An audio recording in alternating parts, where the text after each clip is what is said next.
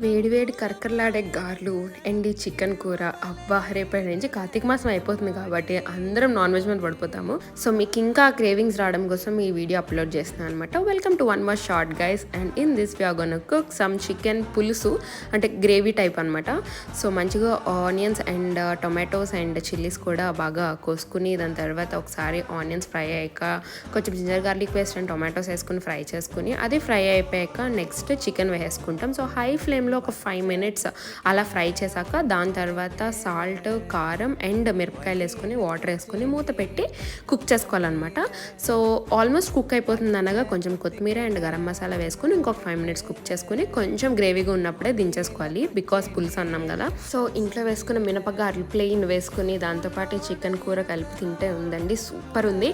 So మీరు కూడా కార్తీక మాసం ఏ ఫుడ్తో బ్రేక్ చేస్తున్నారో నాకు కింద కమెంట్ సెక్షన్లో పెట్టండి. See you in another short guys, bye.